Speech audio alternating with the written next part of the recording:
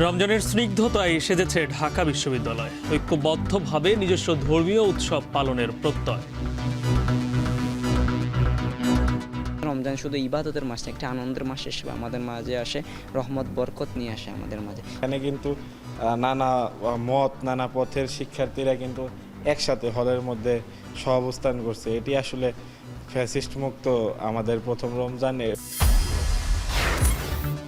অভ্যন্তরীণ নানা সমস্যায় বৈদেশিক বিনিয়োগে পিছিয়ে দেশ, দ্রুত সমাধানের পরামর্শ অর্থনীতিবিদদের। গত এই 2-3 বছরে আমাদের আসলে নতুন নতুন ইন্ডাস্ট্রি আমরা গড়ে উঠতে পারি নাই, ফলে কর্মসংস্থানের সমস্যা হয়েছে, বেকারত্বের সমস্যা হয়েছে। এইসব সমস্যাগুলো আমরা যদি সমাধান করতে পারি, করার পরে আমাদের ফেস যদি প্রফেসর ডক্টর ইউনূসের মতো ব্যক্তিত্ব থাকে, তাহলে এ দেশ ঘুরে দাঁড়াতে বাধ্য হবে। বান্দরবনে ঝিরি থেকে নির্বিচারে পাথর তুলছে স্থানীয় প্রভাবশালীরা, হুমকিতে পাহাড়ের প্রাকৃতিক পরিবেশ। এবং সংযুক্ত আরব আমিরাতে রমজান ঘিরে ব্যস্ত ব্যবসায়ীরা, 650 সুপার মার্কেটে 10,000 পণ্যে ছাড়।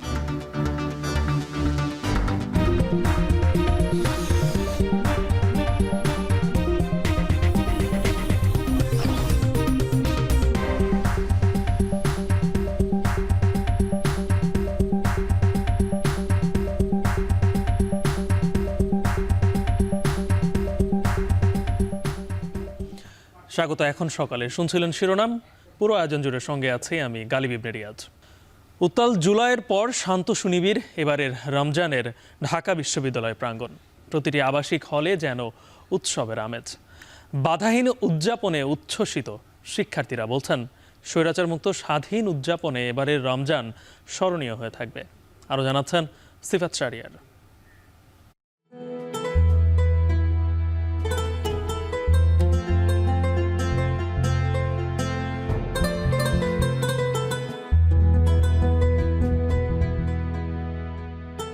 জুলাই আগস্টে যে প্রাঙ্গণ ছিল উত্তাল, শিক্ষার্থীদের মধ্যে ছিল উৎকণ্ঠা, সে আঙিনা এখন স্নিগ্ধ আর বর্ণিল। স্বাগত রমাদান 2025। চাঁদ তারা, মসজিদের মিনার, রমজান থিমে রঙিন ব্যানার। ঢাকা বিশ্ববিদ্যালয়ের প্রতিটি আবাসিক হলে যেন উৎসবের আমেজ। আলোকসজ্জায় তৈরি হয়েছে এক অন্য আবহ। 3 যুগ ধরে জিয়া হলে চাকরি করা ফজলুল হক শিকদারের চোখে এক অন্য রমজানের শুরু। 36 বছর চলে আমার চাকরি। এখন যেভাবে হল সাজানো হয়, এরকম হল কোনো সময় সাজানো হয় না আগে। এখন যেভাবে সাজানো হয় এইভাবে এখন অনেক সাজানো ভালো হয়। আবাসিক শিক্ষার্থীরা বলছেন, শুধু ইবাদত নয়, আনন্দ আর ঐতিহ্য রক্ষার কাজটাও করতে চান তারা। সুন্দর একটি গেট করা হয়েছে হল কর্তৃপক্ষ থেকে। এই বিষয়টা খুব বেশি ভালো লাগতেছে আমাদের, এবং একদম মন থেকে যে ফিল করা আসলে যে এখানে রমজান আছে। রমজান আসতে, রমজান শুধু ইবাদতের মাস না, একটা আনন্দের মাস হিসেবে আমাদের মাঝে আসে, রহমত বরকত নিয়ে আসে আমাদের মাঝে। যখন আমরা হাসিনা পরবর্তী সুযোগ পেয়েছি, আমরা আমাদের সেই পুরনো ঐতিহ্যগুলো, পুরনো কালচারগুলো আমরা ফিরিয়ে আনার চেষ্টা করতেছি, যাতে করে আমরা আমাদের যে হারানো কালচার ছিল, আমাদের আগামী প্রজন্মকে, নতুন প্রজন্মকে জানিয়ে দিতে পারি যে আমাদের একটা এরকম কালচার ছিল, যেটি আমরা দীর্ঘকাল যাবত দেখতে পারেন। ইফতার সেহেরিতে ধর্মচর্চা ও উদযাপনের স্বাদ উপভোগ করছেন হলের শিক্ষার্থীরা। হলটা এভাবে সুন্দরভাবে সাজানো হয়েছে, যা আমাদের অনেক ভালো লাগছে, যে ফ্যামিলির মতো একটা পরিবেশ পাচ্ছি। এখানে সবাই আমরা সিনিয়র জুনিয়র মিলে ইফতার করি, সেহরি করি, এবং যে রমজান মাস উপলক্ষে যে আমাদের যে হলের কর্তৃপক্ষের যে আয়োজনটা, এটা অবশ্যই প্রশংসার দাবিদার। এই গণঅভ্যুত্থানের ফলশ্রুতিতে আজকে আমরা ধর্মীয় স্বাধীনতার সর্বোচ্চ স্বাদ আস্বাদন করতে পেরেছি। এমনকি প্রত্যেকটি হলে এই আলোকসজ্জা প্রমাণ করে যে বাংলাদেশে প্রত্যেকটি ক্যাম্পাসে আজকে ধর্মীয় স্বাধীনতা এবং তার উদযাপনের পরিবেশ সৃষ্টি হয়েছে। পতিত সরকারের সময়ে নানাভাবে নির্যাতিতদের জন্য এক স্মরণীয় রমজান এবার। ঐক্যবদ্ধভাবে নিজস্ব ধর্মীয় উৎসব পালনের প্রত্যয় তাদের। আমাদের এই আলোকসজ্জা বার্তা দেয় যে আমরা এক এবং ঐক্যবদ্ধ আছি, এবং ইনশাল্লাহ এটি বজায় থাকবে। শিক্ষার্থীদের মধ্যে সবসময় একটা ভয় ভীতি কাজ করত, বিশেষত বিভিন্ন অনুষ্ঠান বা আলোকসজ্জা এরকম কখনো শিক্ষার্থীরা এক এবং ঐক্যবদ্ধ হয়ে করতে পারেন। এখানে কিন্তু নানা মত নানা পথের শিক্ষার্থীরা কিন্তু একসাথে হলের মধ্যে সহাবস্থান করছে, এটি আসলে ফ্যাসিস্ট মুক্ত আমাদের প্রথম রমজান, এবং এটি অবশ্যই আমাদের কাছে স্মরণীয়। আমরা এরকম কখনো পাইনি। বর্ণিল এই আলোকসজ্জা সম্প্রীতির বার্তা হয়ে ছড়িয়ে পড়ুক সকল শিক্ষার্থীদের মাঝে। দলমতের ঊর্ধ্বে গিয়ে মহিমান্বিত এই মাসের শিক্ষা থেকে উদ্ভাসিত হোক সকল প্রাণী, আর শিক্ষাঙ্গন হোক সম্প্রীতি আর সহ অবস্থানের। সিফাত শাহরিয়ার, এখন ঢাকা। বিশ্বে ৩৫তম আর দক্ষিণ এশিয়ায় দ্বিতীয় অর্থনীতির দেশ হলেও বৈদেশিক বিনিয়োগে পিছিয়ে বাংলাদেশ। অর্থবছরের জুলাই থেকে সেপ্টেম্বর পর্যন্ত এফডিআই প্রবাহ কমেছে ৭১%। এ সময় বৈদেশিক বিনিয়োগ ৭৬.৭৯ মিলিয়ন ডলার। সেটিও গেল অর্থ বছরের একই সময়ের তুলনায় ৪৬% কম। বিনিয়োগ কমার পেছনে অভ্যন্তরীণ সমস্যাকে দায়ী করছেন ব্যবসায়ীরা, যদিও ৬ মাসে সামগ্রিক রপ্তানি প্রবৃদ্ধিকে ইতিবাচক দেখছেন অর্থনীতিবিদরা। আরও জানাচ্ছেন মুন্নাফ রশিদ। গেল অক্টোবরে আইএমএফের সবশেষ প্রকাশিত প্রতিবেদনে টানা তৃতীয়বারের মতো বিশ্বের ৩৫তম অর্থনীতির দেশ হিসেবে নাম উঠে এসেছে বাংলাদেশের, আর দক্ষিণ এশিয়ায় দ্বিতীয় অর্থনীতির দেশ। তবে বৈদেশিক বিনিয়োগে কি অবস্থা? সার্বিকভাবে $5 বিলিয়ন অর্থনীতির চাকা ইতিবাচক থাকলেও বৈদেশিক বিনিয়োগে পড়েছে ভাটা। দক্ষিণ এশিয়ায় যেখানে দ্বিতীয় অর্থনীতির দেশ, বৈদেশিক বিনিয়োগে তার অবস্থান চতুর্থ। চলমান রাজনৈতিক টানাপড়নে সে সংকট তীব্র হয়েছে। চলতি অর্থবছরের জুলাই থেকে সেপ্টেম্বর পর্যন্ত সরাসরি বৈদেশিক বিনিয়োগ বা এফডিআই ৩৬০.৫ মিলিয়ন থেকে কমে দাঁড়িয়েছে $১০৪.৩৩ মিলিয়ন, অর্থাৎ কমেছে ৭১%। এ সময় বিদেশি বিনিয়োগ এসেছে $৭৬.৭৯ মিলিয়ন, যা গেল অর্থবছরের একই সময়ের চেয়ে ৪৬% কম। ব্যয়ের সাথে মাথাপিছু আয় বৃদ্ধি আর অধিক হারে মধ্যবিত্তের অবস্থান বিবেচনায় যেখানে বাংলাদেশ বিদেশি বিনিয়োগের সম্ভাবনাময় এক বাজার হতে পারে, সেখানে কেন এই অবস্থা? অভ্যন্তরীণ সমস্যাকে অন্যতম কারণ হিসেবে দায়ী করছেন ব্যবসায়ীরা। বিদেশি বিনিয়োগ আকর্ষণে নানামুখী নীতি প্রণয়ন হলেও তার ধারাবাহিকতা না থাকা, সেবা পাওয়ার ক্ষেত্রে দীর্ঘসূত্রতা, আর্থিক খাতে শৃঙ্খলার অভাব, আমলাতান্ত্রিক জটিলতা অন্যতম। আর গেল কয়েক মাসে তীব্র হয়েছে রাজনৈতিক অস্থিরতা। রাজনৈতিক অস্থিরতা কিংবা স্থিতাবস্থা খুব জরুরি একটা ব্যাপার। Stable government, stable policy, stable tax structure, এই জিনিসগুলো কিন্তু খুব জরুরি। আমাদের দেশে বেশ কিছু খুব ভালো মাল্টিন্যাশনাল কোম্পানি আছে, কিন্তু আমাদের ইকোনমিতে তাদের যে ওভারঅল যে এফডিআইয়ের যে কন্ট্রিবিউশন, সেই সংখ্যাটা যেহেতু কম, সেই কারণে আসলে এফডিআই নিয়ে আমাদের যে খুব একটা বড় ইকোনমির ক্ষেত্রে যে বড় ধরনের একটা ওঠানামা হয় তা কিন্তু না। সময় উপযোগী সিদ্ধান্ত ঘোষণা করতে হবে। এলডিসি গ্রাজুয়েশনে যাওয়ার লক্ষ্যমাত্রা এটা স্থগিত করতে হবে। তারপরে ব্যাংকিং যে সমস্যাগুলি, এই সমস্যাগুলি সমাধান করতে হবে। এনবিআর এর পলিসিগত সাপোর্ট যেগুলি, সেগুলিকে ক্লিয়ার করতে হবে। আইন শৃঙ্খলা পরিস্থিতিটাকে জিরো টলারেন্স আনতে হবে। এগুলো যদি করা যায় তাহলে বিদেশি বিনিয়োগও আসবে, দেশীয় বিনিয়োগও তখন নতুন করে চিন্তা ভাবনা হবে। সম্প্রতি চীনের সাথে যুক্তরাষ্ট্রের শুরু হওয়া বাণিজ্য যুদ্ধের সুযোগ নিতে পারে বাংলাদেশ। তবে বিনিয়োগকারীদের আকৃষ্ট করতে তৈরি পোশাক ছাড়া অন্য খাতে সে সক্ষমতাও ক্ষীণ বলে মনে করেন ব্যবসায়ীরা। বিদেশিরা যেটা সবচেয়ে বেশি ভয় পায়, যে কন্টিনিউয়াস আপনি যদি অ্যালিগেশন অফ থাকতে থাকে, আপনার করাপশন থাকতে থাকে, তখন তাদের জন্য এটা আসলে অপারেট করাটা খুব ডিফিকাল্ট হয়ে যায়। বাংলাদেশে কিন্তু আমাদের অনেকগুলো চ্যালেঞ্জ আছে এফডিআই করার জন্য। সো এই চ্যালেঞ্জগুলো আসলে উতরাতে না পারলে আমরা কিন্তু লং রানে আসলে এফডিআই অ্যাট্রাক্ট করতে পারি না। নানা রকমের সংকট, আমার এখানে গ্যাস সংকট, বিদ্যুৎ সংকট, আমার এখানে ব্যাংকিং পলিসিগত সংকট রয়েছে, এনবিআর এর নানা রকমের পলিসিগত সংকট রয়েছে, শ্রমিকের আনরেস্ট রয়েছে। তো এত কিছু আইন শৃঙ্খলা বলা চলে যে মানে একেবারে নাজুক পরিস্থিতিতে। তো এইগুলি দেখলে কোনো বিদেশি ইনভেস্টমেন্ট কিন্তু এখানে আসবে না। বৈদেশিক বিনিয়োগ কমলেও গেল 7 মাসে বেড়েছে সামগ্রিক রপ্তানি, যা গত বছরের একই সময়ের তুলনায় 11.68% বেশি। বিষয়টিকে ইতিবাচকভাবে দেখছেন অর্থনীতিবিদরা। তবে বিনিয়োগ কমে যাওয়ার কারণ চিহ্নিত করে তা দ্রুত সমাধানের পরামর্শ তাদের। ফরেন কারেন্সি একটা আনস্টেবল হয়ে গেছে, আমাদেরকে বিদেশিরা বিনিয়োগ করতে তাকার না। মুদ্রাস্ফীতি এমন পর্যায়ে পৌঁছে গেছিলো যে মানুষ বিদেশিরা এনে বিনিয়োগ করার আসলে সুযোগই পাচ্ছে না। সুতরাং আমরা ফার্স্ট অ্যান্ড ফরমোস্ট হলো যে একটা স্থিতিশীল গভর্নমেন্ট আমাদেরকে আসতে হবে। বিদেশি ডাইরেক্ট ইনভেস্টমেন্টকে আকৃষ্ট করার জন্য রাজনৈতিক স্থিতিশীলতা, দুর্নীতি কমানো, ইনফ্রাস্ট্রাকচার ডেভেলপমেন্ট, তারপরে গ্যাস, বিদ্যুৎ, পানি এগুলো প্রোভাইড করা। আর একটা অন্যতম যেটা সুদের আর এমন বাড়ছে, কম ছিল 9 ছিল, সেটাকে 12-15 বা তার চেয়ে বেশি বেড়ে গেছিল। কাজে আপনাকে কস্ট অফ ফান্ড যদি 15% 16% কস্ট অফ ফান্ড হয়, তাহলে বিনিয়োগ করা কঠিন। কোন কোন খাতে বিদেশি বিনিয়োগ দরকার তার পলিসি ঠিক করার পাশাপাশি বিনিয়োগকারীদের আকৃষ্ট করতে বাড়তি উদ্যোগ নেয়ার কথা বলছেন তারা। মুন্নাফ রশিদ, এখন, ঢাকা। বান্দরবানের বিভিন্ন উপজেলায় প্রাকৃতিক ঝিরি ঝর্ণা থেকে নির্বিচারে পাথর উত্তোলন অব্যাহত রয়েছে। জেলা প্রশাসন পাথর উত্তোলনের কোনো অনুমতি না দিলেও স্থানীয় প্রভাবশালীরা প্রশাসনের চোখ ফাঁকি দিয়েই এই কার্যক্রম চালাচ্ছে। এতে হুমকির মুখে পড়েছে পাহাড়ের পরিবেশ। বান্দরবান থেকে রিজভী রাহাতের তথ্যছবিতে বিস্তারিত প্রতিবেদনে। পাহাড়ি ঢলের পানি চলাচলের জন্য বান্দরবানের নাইক্ষ্যংছড়ি উপজেলার ঘুমধুমে তৈরি করা হয় এই ব্রিজটি। যদিও পুরো ছড়াই এখন শুকিয়ে চৌচির, দেখে যে কারো মনে হতে পারে এটি গ্রামীণ কোনো সড়ক। স্থানীয়রা বলছেন এই ছড়ার বিভিন্ন জায়গায় গর্ত করে তুলে নেওয়া হয়েছে পাথর। দীর্ঘদিন ধরে এমন পাথর উত্তোলন করায় শুকিয়ে গেছে পুরো ছড়া। একই অবস্থা বেশিরভাগ ছড়া ও ঝিরির। এদিকে অবাধে পাথর উত্তোলনে বাড়ছে পানির সংকট, একই সঙ্গে কমছে কৃষি আবাদ। স্থানীয় প্রভাবশালী মহলের যোগসাজশে দীর্ঘদিন ধরে পাথর উত্তোলন চলছে বলছেন স্থানীয়রা। 2-3 কিলোমিটার এরিয়া জুড়ে আপনার সব পাথর তুলে ফেলছে। আমরা যে পাথরগুলো যদি এখান থেকে যদি নিয়ে যান, তাহলে আমাদের কোনো খাবার পানিও তো আমরা পাবো না। এই জিরি থেকে মাটি খনন করে, পাহাড় খনন করে বিপুল সংখ্যক পাথর উত্তোলন করতেছেন। পাথর তোলার কোনো অনুমতি নেই, কিন্তু তবুও আমাদের এই এলাকায় কিছু প্রভাবশালী লোকজন মানে অনুমতি না নিয়ে মানে এখান থেকে ইট পাথর সব নিয়ে যাচ্ছে।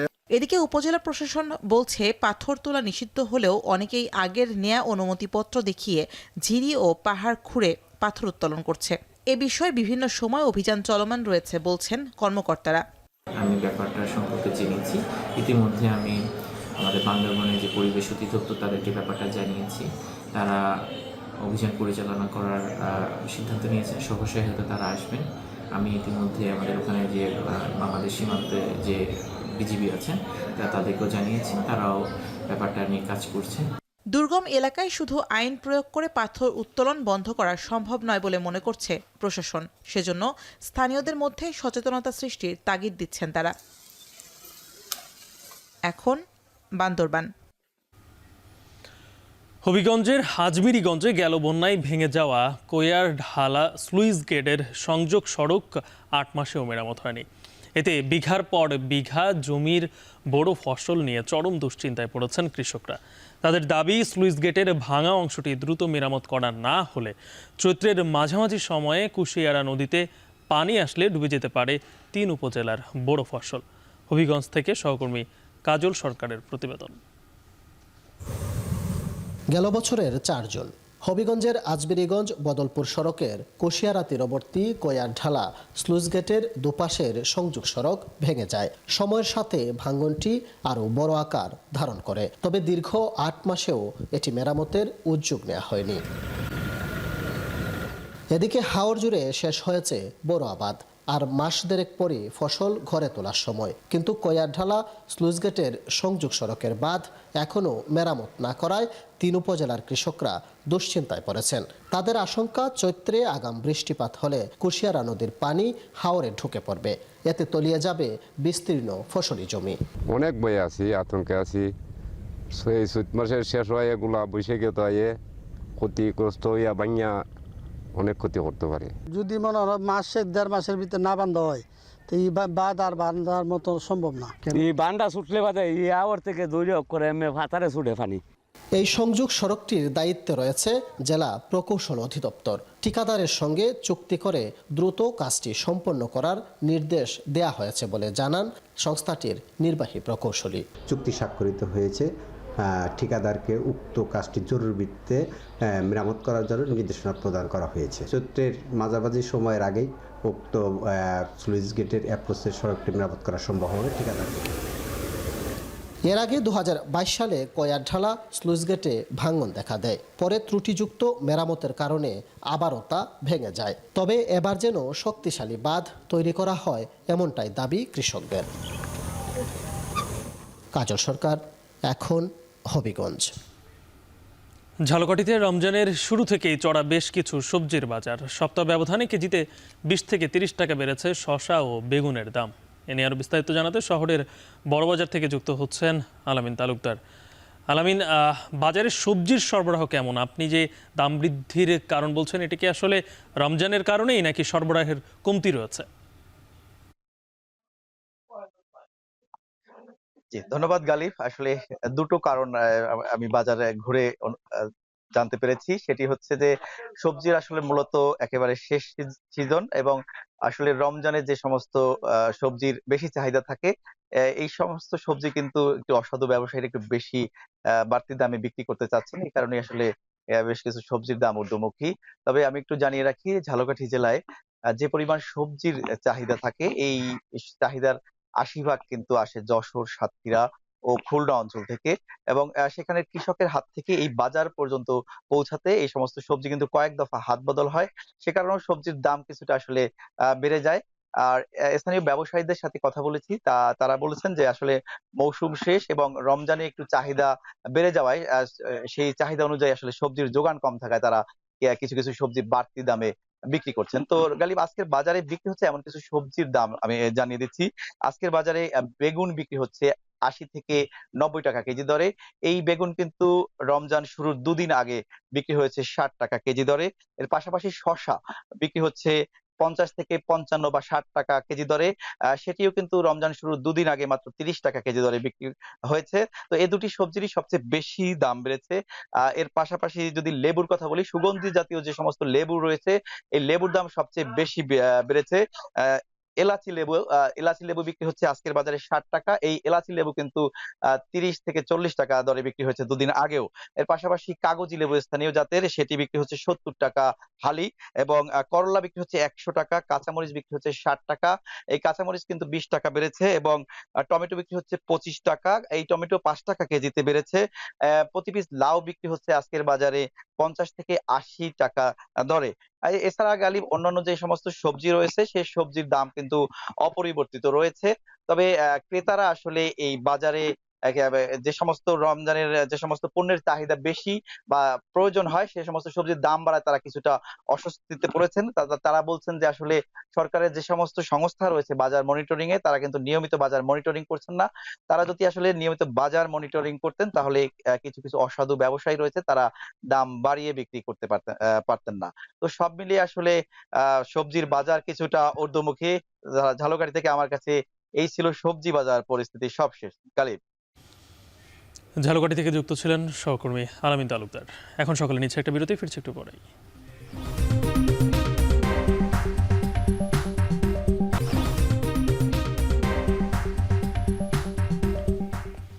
ফিরলাম বিরতির পর। ক্যান্সার সহ নানা দুরারোগ্য ব্যাধি নিরাময়ে বাড়ছে ওষুধি গাছের চাহিদা, যার কারণে কুমিল্লায় বাণিজ্যিকভাবে বাড়ছে ওষুধি গাছের চাষাবাদ। কম খরচে বেশি মুনাফায় আগ্রহ বাড়ছে চাষিদেরও। বাড়তি ওষুধি গাছ সহ বৈচিত্র্যময় ফল ও সবজি চাষে সহায়তা দেওয়ার কথা বলছে কৃষি অধিদপ্তর। খালেদ সাইফুল্লাহর প্রতিবেদন, ক্যামেরায় ছিলেন কামরুল হাসান। দেখতে কিন্তু এটা শালগম নয়, এটা বিট। কুমিল্লার বরুড়ার ইউনানি চিকিৎসক জাকির হোসেন বাড়ির আঙ্গিনা থেকে শুরু করে ফসলি মাঠ চাষ করেছেন প্রায় 150 প্রজাতির ঔষধি গাছ। এর মধ্যে শুধু 80 শতক জমিতে আবাদ করেছেন বিট। জাকিরের ভাই শাহনেওয়াজও আয়ুর্বেদিক চিকিৎসক। তার বাড়ি জুড়ে রয়েছে ননিফল, করসল, লালচন্দন, সাদা চন্দন, আলু বোখারা, লেমন গ্রাস, নিশিন্দা, সুইট বাসিল, অ্যাভোকাডো, মোরিঙ্গা, পানপরাগের মতো দুর্লভ ঔষধি গাছ। বিটরুট সহ এসব গাছ চাষ করে বেশ লাভবান তারা। 2 থেকে 300 কেজি উঠাচ্ছি উঠিয়ে বাজারে দিয়ে দিচ্ছি, ওটা চলে যাচ্ছে। এবং আমাদের এটা খরচটা হলে আমাদের এই শতকে 80 শতকে আমাদের 70,000 টাকা খরচ হয়েছে। লাভ হবে হয়তো 6 থেকে 7 থেকে 8 লাখ টাকা হবে। চাহিদা প্রচুর, আমার যে পরিমাণ করেছি এর থেকে 10 গুণ অর্ডার আছে আমার। প্রতিদিনই আমাদের এখানে খুব ভিড় জমায়, বিভিন্ন এলাকা থেকে মানুষ এসে মানে খাওয়ার জন্য নেওয়ার জন্য আসে এই জন্য যে নতুন একটি পণ্য যেটা হার্ট, লিভার, কিডনিকে ভালো রাখে, হার্ট ফেলিওর থেকেও মুক্ত করে। এই কথাগুলো যখন আমরা ফেজে বলি, এগুলো শোনার পরে তারা উদ্বুদ্ধ হয়ে আসে, আয়সা খুব নিয়ে যায় এবং প্রচুর চাহিদা আছে এটা। ক্যান্সার সহ নানা দুরারোগ্য ব্যাধি নিরাময়ে এসব ঔষধি গাছের চাহিদা রয়েছে বেশ। 90 দিনে পরিপক্ক হয়ে যাওয়ায় মাঠ থেকে বিটরুট সংগ্রহ করেন ভোক্তারা। যেহেতু এটা স্বাস্থ্যের জন্য অত্যন্ত উপকারী, সেই হিসাবে আমরা এটা এখান থেকে এনে কিনে আমরা নিয়ে যাই এবং আমরা খাই। কারো প্রেশার, কারো লিভার, কারো হার্টের এই সমস্ত জানাশোনা হতে বা চিকিৎসা বিজ্ঞানে তারা এখানে বীজ জমায়, এগুলো নিয়ে যায় তারা খাওয়ার জন্য। আমি একজন ব্যবসায়িক, আমি এটার জানার জন্য এখানে আসছি এবং এটা খাই আমরা আনন্দ পাই, এই জন্য আমরা এখানে নিতেছি। নেইও কৃষি বিভাগ বলছে একই ধরনের ফসলের উপর নির্ভরশীলতা কমিয়ে বৈচিত্র্যময় চাষ করে বেশি লাভ করতে পারছেন চাষিরা। বিটরুটটা হলো খুবই একটা হলো উচ্চ মূল্যের এবং এটা পুষ্টি গুণের দিক থেকে এটা অনেক বেশি গুরুত্বপূর্ণ। এখানে পটাশিয়াম আছে, ম্যাগনেসিয়াম, এটা অ্যান্টিঅক্সিডেন্টও বেশি, যার কারণে এটা মানে ক্যান্সারের বিরুদ্ধে কাজ করে বলে অনেকে মনে করে। এই ওষুধি গুণ সম্পন্ন ফসল বা ফল চাষেও যেন কৃষকরা এগিয়ে আসে, সেই জন্য আমরা আমাদেরকে উদ্বুদ্ধ করে থাকি। আমাদের বিভিন্ন উপসহকারী কৃষি কর্মকর্তাগুলো জনের উঠান বৈঠকের মাধ্যমে আমরা কৃষকদেরকে উদ্বুদ্ধ করে থাকি। ঔষধি গাছগুলো শুধু আমাদের স্বাস্থ্য সুরক্ষায় কাজ করে না, বরং পরিবেশ এবং প্রাণজগতের ভারসাম্য রক্ষা করতে গুরুত্বপূর্ণ ভূমিকা পালন করে। গ্রামীণ পরিমণ্ডলে ঔষধি গাছের চাষাবাদ বাড়লে ভোক্তাদের কাছে তা আরও সহজলভ্য হবে। খালিদ সাইফুল্লাহ, এখন কুমিল্লা। সময়ের সাথে কৃষি পদ্ধতির পরিবর্তন হয়েছে, আধুনিকায়ন হয়েছে সেচ ব্যবস্থার। তবে সময়ের তুলনায় পিছিয়েছে পটুয়াখালীর সেচ ব্যবস্থা। ফসল উৎপাদনের সুবিধায় কৃষি জমির অভ্যন্তরে খাল কাটা হলেও ভরাট ও দখল হয়ে যাওয়া এসব খাল এখন কোনো কাজেই আসছে না। বিশেষজ্ঞরা বলছেন উপকূলীয় কৃষি ও পরিবেশে বাঁচাতে এসব খাল পুনরুদ্ধার খুবই জরুরি। জসিম পারভেজের তথ্যছবিতে বিস্তারিত প্রতিবেদনে। উপকূলীয় অঞ্চলে কৃষিকাজের সুবিধার্থে জিয়াউর রহমানের শাসনামলে খাল খনন করা হয়। এতে সুবিধাও পান পটুয়াখালীর কৃষকরা। তবে বর্তমানে পলি পড়ে ভরাট হওয়া এবং পর্যায়ক্রমে দখল দূষণে অস্তিত্ব হারিয়েছে এসব খাল। এর মধ্যে কলাপাড়া উপজেলায় 125টির মধ্যে প্রায় 65টি খালে পানি প্রবাহ বন্ধ হয়ে গেছে, বাকিগুলো অস্তিত্ব সংকটে। এতে বর্ষা মৌসুমে তৈরি হচ্ছে জলাবদ্ধতা, আর শুষ্ক মৌসুমে তীব্র পানির সংকটে ব্যাহত হচ্ছে ফসল উৎপাদন। আমাদের জল বাজ্যে থাকে, এর জন্য আমাদের ক্ষতি হয় অনেক। আমাদের এই খালটা যাতে খনন হয় তাইলে আমাদের ভালো হয়। সূর্যমুখী বা অন্যান্য রবি শস্যতে পানি দেওয়া যায় না, সেচ দেওয়া যায় না, অনেক দূর থেকে পানি আনতে হয়। পুকুরে পানি আসলে এই নিয়ে দিছি, এখন তো খালে বিলেও জল নাই। নোনা জল থেকে ফসল রক্ষা এবং মিঠা পানির সরবরাহ নিশ্চিতে এসব খাল একসময় গুরুত্বপূর্ণ ভূমিকা রাখলেও এখন কোনো কাজেই আসছে না। কৃষকের স্বার্থ রক্ষার বিষয়টি গুরুত্ব না পাওয়ায় খালগুলো ভরাট হয়ে কৃষি জমির সঙ্গে মিশে গেছে। এতে কৃষি ও পরিবেশের উপরও বিরূপ প্রভাব পড়েছে। প্রকৃতি, পরিবেশ, জীববৈচিত্র্য রক্ষায় এই বেড়িবাঁধের অভ্যন্তরে নদীর সাথে সংযোগ স্থাপিত যে খালগুলো রয়েছে এগুলি পুনরুদ্ধার করা দরকার এবং পানির প্রবাহ সচল রাখা দরকার। 35 থেকে 40% খাল ভরাট হয়ে গেছে, খালের বেডগুলো উঁচু হয়ে গেছে, যার কারণে আমাদের বিশেষ করে রবি মৌসুম যখন কৃষি খুব চাঙ্গা থাকে, বিভিন্ন ধরনের রবি ফসল, মুগ ডাল, সূর্যমুখী, ভুট্টা, এছাড়া আমাদের বোরো ধানের আবাদে বিঘ্ন সৃষ্টি হয়। তবে সংশ্লিষ্ট বিভাগের দাবি এরই মধ্যে খাল খননের কাজ শুরু হয়েছে। মোবাইল কোর্টের মাধ্যমে অবৈধ দখলদার এবং যারা বিনা অনুমতিতে টপসয়েল নষ্ট করছেন বা খাল দখল করে আছেন তাদের বিরুদ্ধে অভিযান চালানোর জন্য প্রাথমিকভাবে 162টি খাল শনাক্ত করা হয়েছে। এর মধ্যে অনেক খাল যা ভরাট ছিল, যাহা পানি উন্নয়ন বোর্ড, বলুগোল প্রজেক্ট এবং 64 জেলা প্রজেক্টের মাধ্যমে খনন করা হয়েছে। 25 বছর আগেও দক্ষিণ অঞ্চলের জমি অনুর্বর ছিল, বর্তমানে সে জমি উর্বরতায় পরিণত হয়েছে, চাষি সংখ্যাও বেড়েছে, কিন্তু কৃষি জমির অভ্যন্তরে যে খালগুলো রয়েছে সে খালগুলো এখন মরা খালে পরিণত হয়েছে। কৃষি সংশ্লিষ্ট অধিদপ্তর ও সরকারি কর্মকর্তাদের যৌথ উদ্যোগে যদি কৃষি জমির অভ্যন্তরের এই খালগুলো যদি পুনর্খনন এবং দখলমুক্ত করে কৃষকদের সেচ কাজে ব্যবহার উপযোগী করে তোলে, তবেই উপকূলীয় অঞ্চলের কৃষকদের কৃষির জমির উর্বরতা বাড়বে এবং ফসল উৎপাদনে তারা সফলতা অর্জন করবে বলে দাবি কৃষকদের। জসিম পারভেজ, এখন পটুয়াখালী। জামালপুরের বিস্তীর্ণ চরাঞ্চল জুড়ে এবার ব্যাপক হারে সরিষা চাষ করেছেন কৃষকরা। অনুকূল আবহাওয়া আর সঠিক পরিচর্যার কারণে এবার বাম্পার ফলন হয়েছে সরিষার। চলছে মাড়াই ও শুকানোর কাজ। জুয়েলেনার প্রতিবেদনে বিস্তারিত। যমুনা, ব্রহ্মপুত্র সহ বিভিন্ন নদীর চরাঞ্চল ও সমতল কৃষি জমিতে প্রতি বছরই চাষ হয় সরিষা। তবে এবছর কৃষকদের আগ্রহ ছিল চোখে পড়ার মতো। হলুদ ফুলের গালিচার মাঠ, যা এখন রূপ নিয়েছে সবুজ ও বাদামি বর্ণের দানায়। চাহিদা বাড়ায় সরিষার দামও বেড়েছে। গত বছরের তুলনায় প্রতি মণ 500 থেকে 600 টাকা বেশি দামে বিক্রি হচ্ছে নতুন সরিষা। এতে লাভের মুখ দেখছেন কৃষকরা। আমার বাজার যেভাবে আছে, যদি আশা করি যে ফলন হয় তাহলে 50 থেকে 60 হাজার টাকার মতো আমি আশা করি আমি রেট পাবো, এই টাকা ইনকাম করতে পারবো। বাজার ভালো আছে, 3200 টাকা মণ। এখন তাতে দেখা যাইতেছে যে আমার অনেক টাকায় লাভ। আল্লাহ দিলে ফলন খুব অন্যান্য বছর খুব ভালো হয়েছে। এই বাজারটা যদি সর্বশেষ পর্যন্ত কৃষক পায় তাহলে মোটামুটি ভাবে তারা চলতে পারবে আর কি।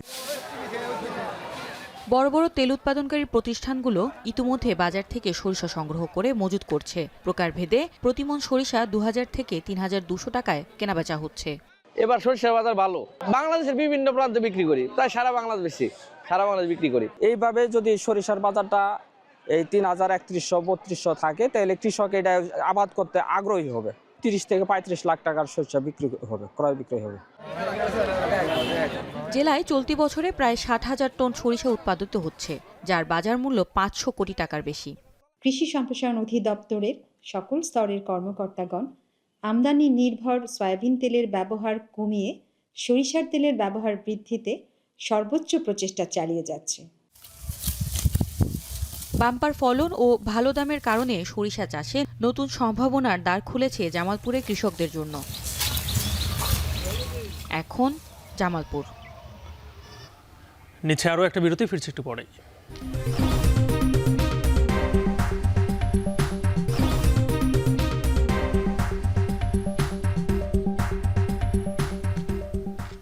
ফিরলাম বিরতির পর। প্রতি বছরের মতো এবারও রমজান মাসে সংযুক্ত আরব আমিরাতে পণ্য ছাড় দিচ্ছেন ব্যবসায়ীরা। প্রায় 644টি প্রধান সুপারমার্কেটে 10,000 পণ্যের ওপর 50%-রও বেশি ছাড় ঘোষণা করা হয়েছে। আলোকসজ্জায় সেজেছে গুরুত্বপূর্ণ সড়ক, মহাসড়ক, স্থাপনা। ইফতার ও সাহরির মধ্যবর্তী সময়ে বেড়েছে ব্যবসায়ীদের ব্যস্ততা। রমজানে আমিরাত প্রবাসীদের ব্যস্ততা নিয়ে জানাচ্ছেন কামরুল হাসান জনি। দেশে রমজান শুরু হবার একদিন আগেই প্রথম রোজা শেষ করেছেন সংযুক্ত আরব আমিরাত প্রবাসীরা। কর্মব্যস্ত সময়ে যোগ হয়েছে প্রতিদিনের ইফতার ও সেহরির প্রস্তুতি। সন্ধ্যার পর থেকে সেহরির মধ্যবর্তী সময়ে শপিং মল, হাইপার মার্কেট ও সুপারমার্কেটগুলোতে ব্যস্ততা বেড়েছে ব্যবসায়ীদের। এখানে মসজিদ ভিত্তিক ইফতারগুলো বন্টন করা হয়। আবার বিশেষ করে যারা এখানে আপনার বিশেষ করে দুবাই পুলিশ কিংবা অন্যান্য প্রতিষ্ঠান যারা আছে, স্বেচ্ছাসেবী সংগঠনগুলো ইফতার বন্টন করেন। প্রতি বছরের মতো এবারও আমিরাত জুড়ে পবিত্র রমজান উপলক্ষে পণ্য ছাড়ের প্রতিযোগিতা চলছে। দেশটির প্রায় 644টি প্রধান সুপারমার্কেট রমজান মাসে 10,000 পণ্যের উপর 50%-রও বেশি ছাড় ঘোষণা করেছে। আমিরাতের সংশ্লিষ্ট মন্ত্রণালয় এই তথ্য জানায়। এমনকি নির্দিষ্ট 9টি নিত্য প্রয়োজনীয় পণ্যের উপর দাম বাড়ানোর নিষেধাজ্ঞা রয়েছে কর্তৃপক্ষের। রান্নার তেল, ডিম, দুগ্ধজাত খাবার, চাল, চিনি, হাঁস মুরগি, লেবু ও রুটি, এই 9টি ভোগ্যপণ্যের দাম বাড়ানো যাবে না রমজানে। রমজান মাস আসলে আমরা আরো দেখি এখানে যে পণ্যগুলো আগে একটু দাম বাড়াইতো সেখান থেকে আরো একটু কমাইয়ে, যেখানে মানুষের সাশ্রয়ের জন্য সেটা পণ্য যাতে সচরাচরভাবে কিনতে পারে। প্রতিযোগিতামূলক যেভাবে প্রাইসের যে মূল্য নির্ধারণ করা হয়, এটার জন্য অবশ্যই আমরা যারা প্রবাসী আছে, যেখানে এখানে ফরেনার্স আছে, সবাই এই মূল্য ছাড়টা উপভোগ করি। পবিত্র এই মাসের নানা প্রস্তুতি আর রমজান উপলক্ষে ভোগ্যপণ্যের ছাড় কম মজুরির প্রবাসীদের যেমন স্বস্তি, তেমনি অন্যান্যদের জন্য আমিরাত উদাহরণ তৈরি করে যাচ্ছে বছরের পর বছর। কামরুল হাসান জনি, এখন সংযুক্ত আরব আমিরাত। ধর্মীয় ভাবগম্ভীর্যের মধ্য দিয়ে সিয়াম সাধনার মাস উদযাপন করছে মালয়েশিয়া। মসজিদে মসজিদে বেড়েছে মুসল্লিদের সমাগম। বরকতের মাসে ইবাদত বন্দেগীতে সময় পার করছেন কর্মব্যস্ত প্রবাসীরাও। স্বদেশীদের সঙ্গে আনন্দ ঘন পরিবেশে ইফতারের মাধ্যমে পরিবার থেকে দূরে থাকার কষ্ট লাঘব করছেন অনেক প্রবাসী। আরও জানাচ্ছেন শাহরিয়ার তারেক। বছর ঘুরে আবারও দুয়ারে বরকতময় পবিত্র মাহে রমজান।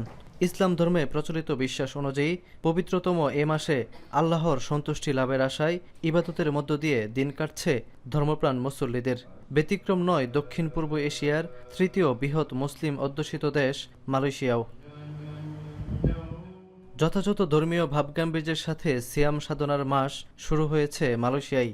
রমজানের চাঁদ দেখার পর থেকেই মুসল্লিদের সমাগম বেড়েছে দেশটির মসজিদগুলোতে। স্থানীয় মসজিদের পাশাপাশি বাংলাদেশি কমিউনিটি মসজিদেও ভিড় বেড়েছে প্রবাসীদের। কর্মব্যস্ততার মাঝেও সৃষ্টিকর্তার দরবারে দুহাত তুলে দোয়ার সময় বের করে নিচ্ছেন প্রবাসীরা। মশগুল থাকছেন ইবাদত বন্দিগিতে। সবাই এখানে আসে ইফতারি হয় এবং আমরা প্রবাসে থাকার পরেও যথেষ্ট কাজ করার পরেও আমরা ইবাদত করার চেষ্টা করি। সারাদিন রোজা রেখে ইফতারের আগ দিয়ে বাংলাদেশি এই মসজিদটিতে আসতে শুরু করেন আশপাশের বিভিন্ন এলাকার বসবাসরত প্রবাসীরা। বাংলাদেশি পরিচালনাধীন সূরা বাইতুল মুকাররমে ইফতারে অংশ নেন শতাধিক মানুষ, যার একটি বড় অংশই বাংলাদেশি। ইফতারের আয়োজনও করেন বিত্তবান বাংলাদেশিরা। সবাই মিলে হাতে হাত লাগিয়ে চলে উৎসব মুখর পরিবেশে দেশীয় খাবার তৈরির প্রতিযোগিতা। প্রথম দিন থেকে শুরু করে রমজান মাস জুড়ে চলে এ আয়োজন। স্বদেশীদের সঙ্গে আনন্দ ঘন পরিবেশে ইফতারের মাধ্যমে পরিবার থেকে দূরে থাকার কষ্ট লাঘবের চেষ্টা করেন বহু প্রবাসী। সুস্বাদু বাংলাদেশি খাবার খেয়ে আমরা কৃতজ্ঞ। আমরা নিজেদের হাতের তৈরি করা আমরা ইফতার সামগ্রী আমরা খেয়ে থাকি। মালয়েশিয়া যারা বিজনেস করে বাংলাদেশি কমিউনিটি আছে, এদের সহযোগিতা ইফতার করা হয়। মুসলিম দেশ বলে মালয়েশিয়ায় সর্বত্র রমজানের আবহ। কর্মব্যস্ত দিনের শেষে মসজিদে মসজিদে চলে রমজানের তাৎপর্য নিয়ে আলোচনা। ভিন্ন ভাষাভাষীর দেশের এই মসজিদে বাংলা ভাষায় বয়ান শুনতে পারেন প্রবাসী বাংলাদেশিরা। মাতৃভাষায় খুতবা শুনতে চান বলে তারাবির নামাজের সময় মুসল্লিদের কাতার মসজিদ ছাপিয়ে পৌঁছে যায় সড়কে। 5 ওয়াক্ত নামাজেও প্রবাসীদের উপস্থিতি বেড়েছে বলে জানান মসজিদের ইমাম। প্রত্যেকটা নামাজেই আমাদের প্রবাসী ভাইরা কাজের পাশাপাশি 5 ওয়াক্ত নামাজ পড়তেছেন। এটা দেখে আমাদের অনেক ভালো লাগতেছে যে আসলেই ইবাদতের মাস, সবাই ইবাদতে আগ্রহী, ইবাদত করতেছেন। এই পবিত্র রমজান মাসের পুরা 30 দিনে আমাদের সুরাউতে আমরা বাংলাদেশি মুসলমান যারা এই এলাকাতে আছি তারা আমরা ইফতারের ব্যবস্থা করছি। মোট জনসংখ্যার প্রায় 60% মুসলিমের বাস মালয়েশিয়ায়।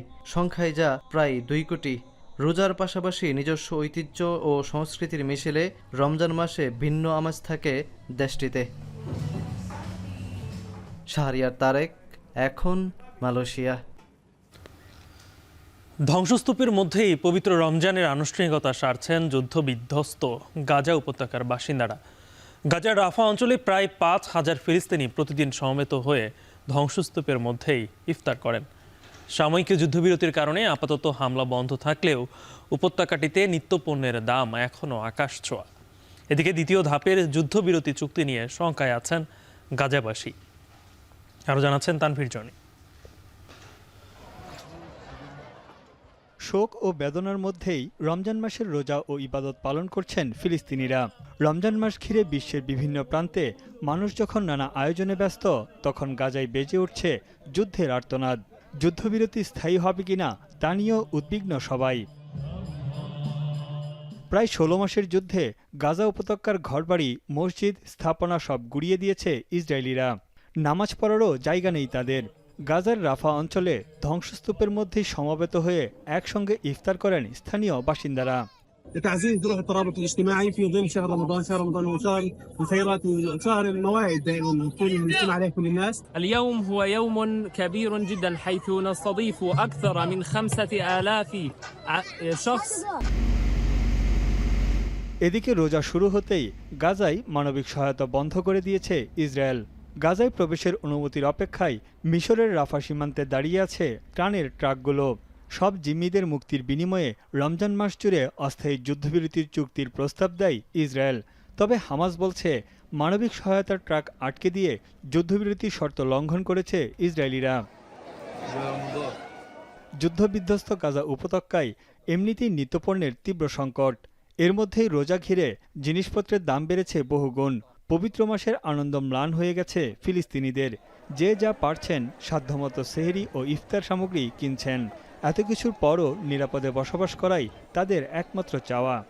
رمضان الموسم هذا مليء بالحزن مليء بالألم مليء بالجراح كل بيت فيه شهيد كل بيت فيه كل جريح. الأسعار اليوم ما فيش الأسعار نار يعني اليوم تتكلم عن أشياء فيش يعني كان الشغلة كانت حقها الشيكل اليوم حقها 3. والله قدرة الناس الشرائية يعني ضعيفة جدا. في ناس يعني ممكن تشتري في ناس بالمرة يعني مع الظروف اللي احنا بنمر فيها ما بلا مؤاخذة في ناس بتشوف الخضرة والفواكه مش قادرة تاكل. لا اليوم في ناس من سنة ونص ما هو الحرب سنة ونص. গাজায় পবিত্র রমজান ঘিরে কোনো আমেজ নেই উৎসবের রং। তবুও সৃষ্টিকর্তার নৈকট্য লাভে ধ্বংসস্তূপের মাঝে রাস্তায় তাঁবুর নিচে তারাবির নামাজ আদায় করছেন ফিলিস্তিনিরা। তানভীর জনি, এখন বিশ্ব। যুক্তরাষ্ট্রের লস অ্যাঞ্জেলেসে জমকালো আয়োজনে শুরু হয়েছে 97তম অস্কার অ্যাওয়ার্ড শো। বাংলাদেশ সময় ভোর 5:30 থেকে হলিউড তারকারা একে একে লাল গালিচায় অংশ নেন। এরই মধ্যে জনপ্রিয় তারকা ডেমি মুর ও অ্যাড্রিয়েন ব্রুডি উপস্থিত হয়েছেন সেখানে। গেলবারের মতো এবারও the Oscar red carpet show সঞ্চালনা করেন মার্কিন নৃত্যশিল্পী ও গায়িকা জুলিয়ান হাফ। তার সঙ্গে ছিলেন কানাডিয়ান টিভি তারকা জেসি পালমার। ওভেশন হলিউডের ডলবি থিয়েটারে চলছে মূল আনুষ্ঠানিকতা। এরই মধ্যে শুরু হয়েছে অস্কার বিজয়ীদের নাম ঘোষণা। এবার প্রথমবারের মতো অস্কার সঞ্চালনা করছেন আমেরিকান টিভি ব্যক্তিত্ব কোনান ওব্রায়েন।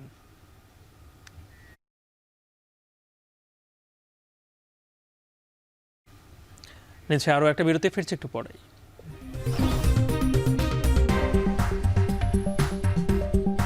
বারো দল নিয়ে আজ থেকে মাঠে গড়াচ্ছে ঢাকা প্রিমিয়ার লিগের আসর। এরই মধ্যে প্রস্তুতি সারছে ক্রিকেটাররা।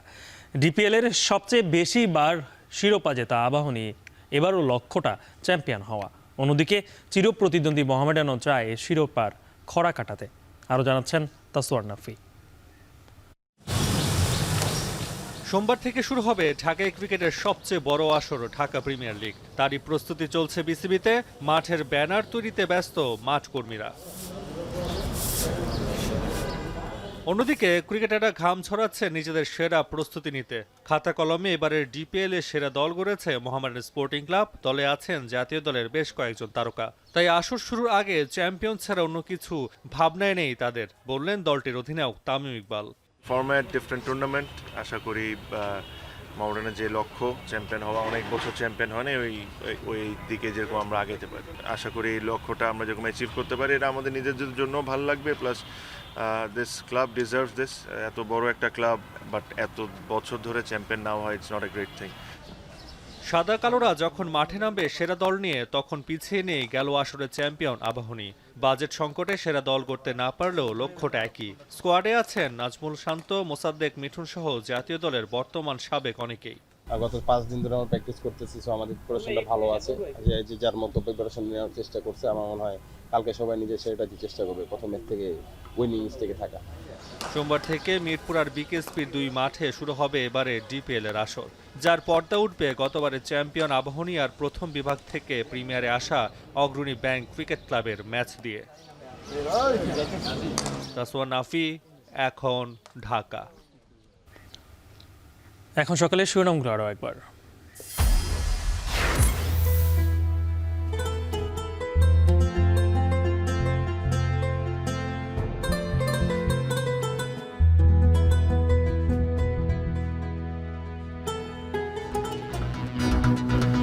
রমজানের স্নিগ্ধতায় সেজেছে ঢাকা বিশ্ববিদ্যালয়। ঐক্যবদ্ধভাবে নিজস্ব ধর্মীয় উৎসব পালনের প্রত্যয়। রমজান শুধু ইবাদতের মাস না, একটা আনন্দের মাস হিসেবে আমাদের মাঝে আসে, রহমত বরকত নিয়ে আসে আমাদের মাঝে। এখানে কিন্তু নানা মত নানা পথের শিক্ষার্থীরা কিন্তু একসাথে হলের মধ্যে সহাবস্থান করছে। এটি আসলে ফ্যাসিস্ট মুক্ত আমাদের প্রথম রমজান। অভ্যন্তরীণ নানা সমস্যায় বৈদেশিক বিনিয়োগে পিছিয়ে দেশ, দ্রুত সমাধানের পরামর্শ অর্থনীতিবিদদের। গত এই 2-3 বছরে আমাদের আসলে নতুন নতুন ইন্ডাস্ট্রি আমরা গড়ে উঠতে পারি নাই, ফলে কর্মসংস্থানের সমস্যা হয়েছে, বেকারত্বের সমস্যা হয়েছে। এইসব সমস্যাগুলো আমরা যদি সমাধান করতে পারি, করার পরে আমাদের ফেস যদি প্রফেসর ডক্টর ইউনূসের মতো ব্যক্তিত্ব থাকে, তাহলে এ দেশ ঘুরে দাঁড়াতে বাধ্য হবে। বান্দরবানের ঝিরি থেকে নির্বিচারে পাথর তুলছে স্থানীয় প্রভাবশালীরা, হুমকিতে পাহাড়ের প্রাকৃতিক পরিবেশ।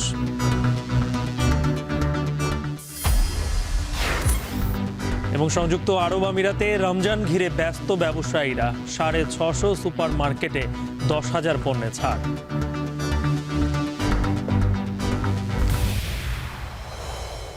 এই ছিল এখন সকালের আয়োজন। এখন টেলিভিশন ওয়েবসাইটে দেখতে ভিজিট করুন এখন.tv, ফেসবুকে চোখ রাখুন facebook.com/tv.এখন, আর ইউটিউবে লাইভ দেখতে ভিজিট করুন youtube.com/c/echontv।